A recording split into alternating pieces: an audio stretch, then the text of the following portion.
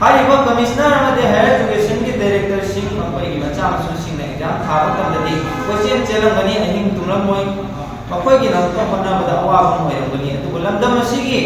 मपालमदा महै तमोय मफम असिदा तमदुना मफम असिदा एकोई की ओइबा नॉलेज की हब अमा सागतगनी हायना खंजदना लमदम सिदा महै तमलिबा महिरोय सिंगी करिसु नाचुंदना करिसु खंदना अरानो मुंददा चचलसनु चनिंग माइकैदा चलसनु लमजिंग लरोय हायना लैथोलेबा हायर एजुकेशन की डायरेक्टर अमदि कमिश्नर बु नरांग दगी हौदना कोगी मणिपुर यूनिवर्सिटी न लौबा अंडर ग्रेजुएट की कोर्सिंग हाइबदी बीए बीएससी बीकॉम न चिंबा कोर्सिंग की 6 सेमेस्टर की एग्जाम नरांग दगी हौदना पांथोगी हाइबा एग्जामिनेशन असी तोंगा सेंटर सिंग चेंज तौरगा एग्जामिनेशन सेंटर चेंज तौरगा पांथोपियो हाइदुना देसाना हाइजतुगु मतुंगिना एग्जाम सेंटर से चेंज तौदुना पांथोपि अदु हाइबा एग्जाम सेंटर से चेंज तौरका अंदा पुरकदबो अफबो मखल की परमदुदा लाक्लिब्रा अमदि लाक्त्रिब्रा हाइदु यंसिनबगी दमकता देसामगी होइबा तोंगा टीम सिंह सेमजेदुना मुंचत अमा एग्जाम सेंटर सिंह अदुदा चचलई हाइबा ngara चचबा एग्जाम सेंटर सिंह अदुदा मरुइना थौबाल डिस्ट्रिक्ट दा लैरिबा एग्जाम सेंटर सिंह कॉलेज सिंह दा लोइना कक्चिंग डिस्ट्रिक्ट दा लैरिबा एग्जाम सेंटर ओइरिबा कॉलेज सिंह दा एकोगी देसामगी मिन सिंह दा चचरुबा मतमदा अहानबा एकोइना थौबाल डिस्ट्रिक्ट दा लैरिबा कॉलेज अहुम दा चचबा मतमदा हाइबा कॉलेज सिंह अदुदी Y K college Waikhom Mani girls college अमदी Thoubal college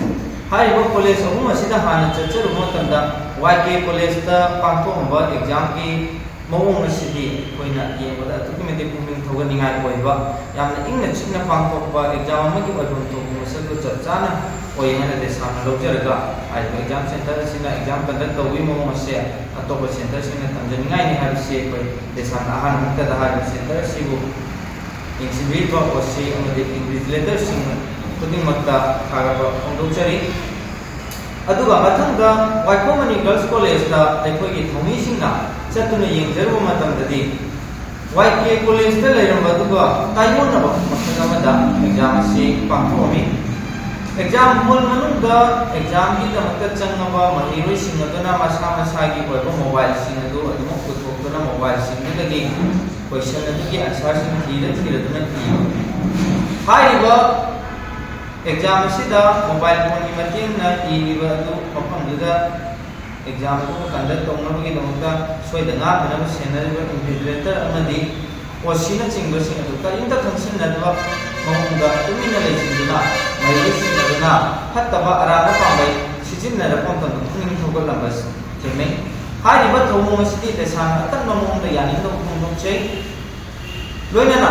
Waikhom Mani girls college की मथंग थौबाल कॉलेज दा मुचचा मतंदा थौबाल कॉलेज सिसमदबा महिरोय सिंगदुना अराना पांबै सिजिनबा लाइरिंग गाइड जिंबा मसादा लोइनाबा हमजिलगा इरंबा हाइबा सिंगदो उना इन्विजिलेटर सिंगना अराना पांबै थिंगदबा हेना पुमिंग थौगतोगी ममी एमा तारमी हाइबा थौमों सिजु देसान अतन ममुंदा यानिंगदबा दुंगोचरी अदुगा अमुसु तोमान तोमान वा डिस्ट्रिक्ट सिंगी येंसनबा चटपगुमना कक्चिंग डिस्ट्रिक्ट दा लैरिबा कॉलेज सिंगा एग्जाम सेंटर सिंगा मुचतुना येंजरु मतमदा खा मणिपुर कॉलेज अमदी पोल स्टार कॉलेज दा देसामी खौनी सिंग यौसिनजरु खा मणिपुर कॉलेज दा एग्जाम थारिबा महिरोय सिंग अदुसु एकोगी वाइकोमनी गर्ल्स कॉलेज दा तौरबा अदुगुमना मसादा यावो मोबाइल फोन दु पुथोक्तना महिरोय खरना सिंबा मदुदगी आंसर चिंथोगा इंटरनेट दा थीरगा आंसर चिंथोगा इबना सिंबा तौरबा अदु देसाबो नजे हारिबा अरानबा थौमदो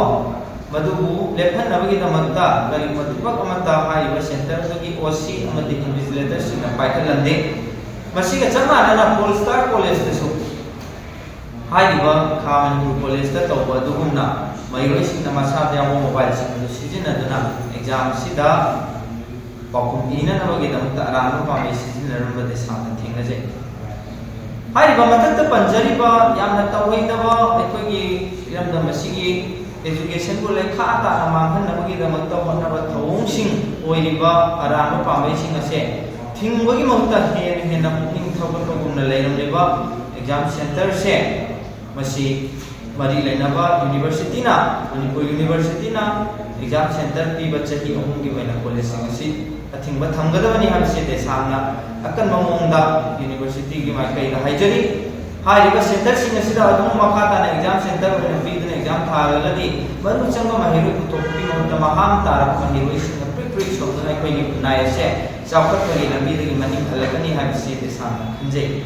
अदुना यूनिवर्सिटी ना हारिबा कॉलेज सिंगसी अथुमतंदा मतुंग दाबा चही अहुम से एग्जाम सेंटर होइबा थिंगे हाइबगी चेरोल थोपीगदबनी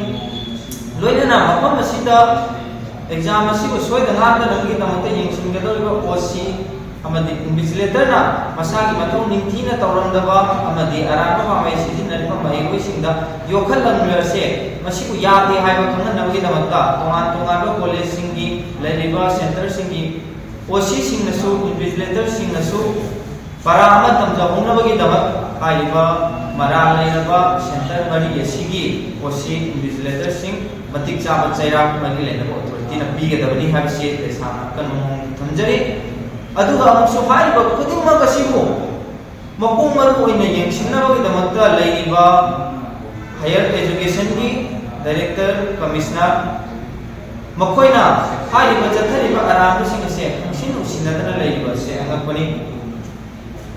क्लास 10 की 12 की एग्जाम पाटोक मतंदा मरी लेनबा कंडक्ट तौरिबसिंग अमदि मरी लेनबा डायरेक्टर कमिश्नर ना याको पाउगेल पीबा गातनी अदुबु लेबाक अमबु सेमगतबगी फिरेम लौबो ngamlagadaba थाकत माहि तमलबा माहिबसिंगी अरुबो एग्जाम से पाटोकपदा करिगुबा याको पाउगेल अमता कमिश्नर अमदि हायर एजुकेशन की डायरेक्टर की मफमदगी पीरक्तबा हाइसे मशीना ताकदी हायर एजुकेशन की एग्जाम पांथोई हाबसी कमिश्नर अमदि डायरेक्टर खंगदी नमकोय बावना खंगदरे हाइना लेथोखनाबनिना सेंटर सिंग अदुदगी तमनिंग तौरपने आपसे देसाना लौई हारिबा कमिश्नर अमदि हायर एजुकेशन की डायरेक्टर सिंग मकोयगी मचा मसु सिंग एग्जाम थाबा तमदि क्वेश्चन चेलंगनी अहिंग तुमलमोय मकोयगी नंतो होनाबदा अवाबम होयरंगनी अदुगु लमदम असिगी मपालमदा माहि तमोय मफम असिदा तमदुना मफम असिदा एकोयगी ओयबा नॉलेज की हम सागतनी है खंजदना नमसिदा महि तमलिबा महिबो सिंगिदी करिसु ना चुंदना करिसु खंदना अरानो मोंगदा चचरसनु चनिंग माइबी चचरसनु लमजिंग लरोय हाइबन लैथोलिबा हायर एजुकेशन की डायरेक्टर अमदि कमिश्नर बु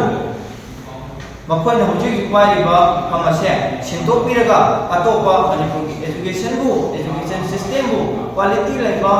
एजुकेशन हम पुखलप ngamba अदुगुमलबा मिशन अमदा हारिबा हायर एजुकेशन की डायरेक्टर अमदि कमिश्नर की खमसे बीबीओ हाइबसी मरि लेनबा गवर्नमेंट की माइकैदा देसांगी माइकैदगी थंजन